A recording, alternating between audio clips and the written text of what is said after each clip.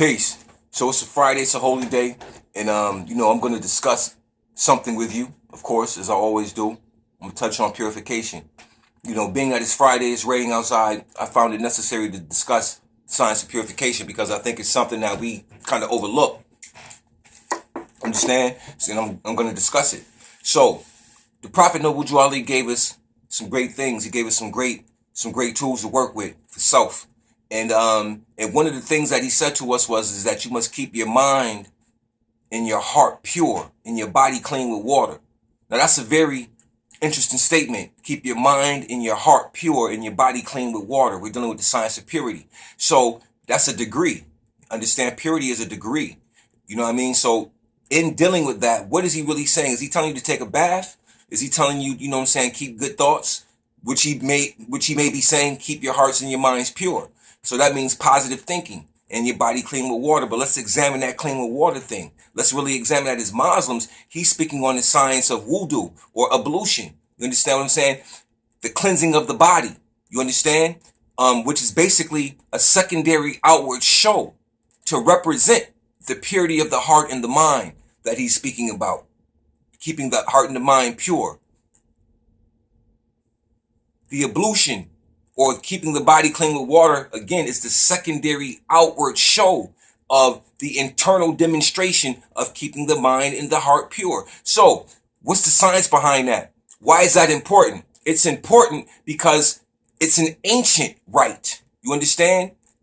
Wudu, which means ablution, or ghusl, the washing of the whole body. Those are ancient paradigms before Islam. You understand? So with that being stated, we're dealing with the old time science or the old time religion. Let's take a look back at the Old Testaments and deal with the science of Noah and Aaron. When they walked into the temple, what did they do? They took off their shoes. You understand what I'm saying? They cleaned their feet. They washed their hands up to their elbows and so on and so forth. They purified themselves before going into the temple of consecration. Why? Because cleanliness is next to godliness. Because purity and cleanliness and purification are some of the attributes of the Most High. And even in the process of the washing the hands up to the elbows, we know as Muslims that's a part of wudu. But we also see this same paradigm with the doctors, the healers, the doctors, the men of medicine. Before they do an operation, and they're wearing white. Before they do an operation, they're washing their hands, scrubbing their hands all the way up to their elbows, coming from an ancient paradigm that was revived again through Islam. So you can see, even in the rituals of modern times, you see the science of ablution and the science of purification. So that is what we are to be doing. You understand? So when they walked into that temple of consecration, they were clean. But that's also a symbolic representation. That temple or that mosque that you walk into after you've purified yourself is also an outward show of what you should be walking into internally, because you are a sacred mosque yourself. You understand what I'm saying? And in order to get benefit in that sacred mosque, you have to be purified in order to gain benefit from that. You understand what I'm saying? So it's a very high degree when you're dealing with the science of purity, when you're dealing with it. And as Moorish Americans or Muslims, we are told that we must keep our bodies clean with water. And it's much more than basically a bath. We're going through a ritual because each aspect of the cleansing has a meaning. When we're cleaning out our mouth with water, when we're cleaning our mouths out, the mouth is one of the dirtiest locations on your body. You understand what I'm saying? Because of the things that you can put in it and the things that it contains through the saliva and all types of other things. You clean your mouth out, and from your mouth is where you're speaking the words of the Most High.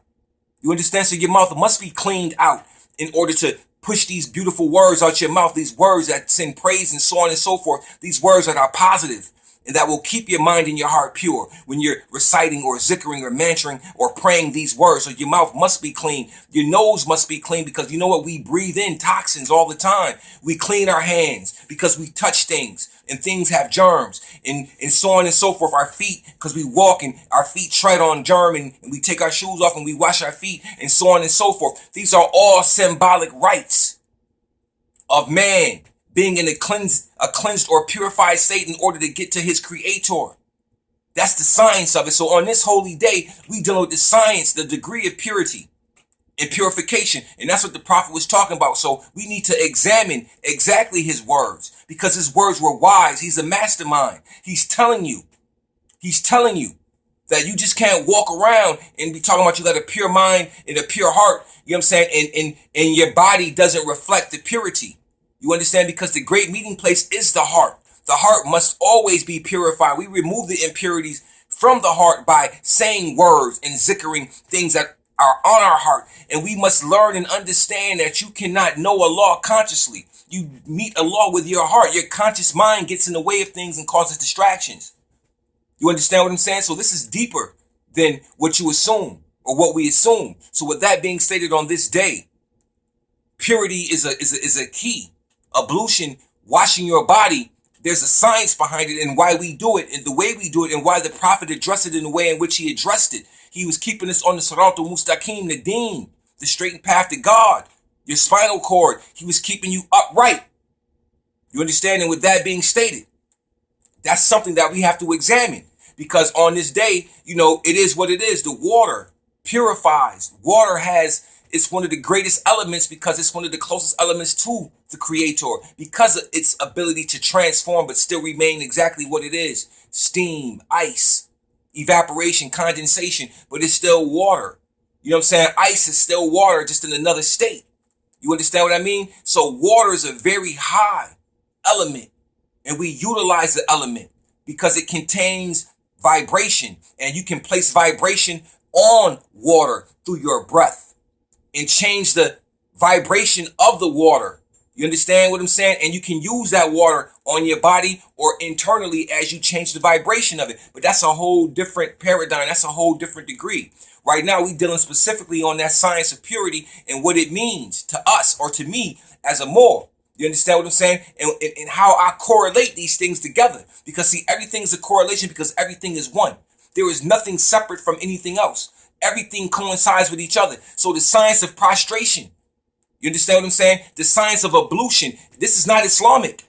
It's older than Islam. It's ancient Canaan. It's ancient Chaldeans, the ancient Kemites. All of them dealt with the science of ablution and the cleansing and the purification of the body, representing the internal source. You understand what I'm saying? So with that being stated, I just want to share that on this holy day and make it very much aware of what I'm dealing with on this day. You know what I'm saying? And how we should maybe be examining everything that means anything to us as Moors on holy days. But not just a holy day, but make every day a holy day for yourself. You understand? Peace.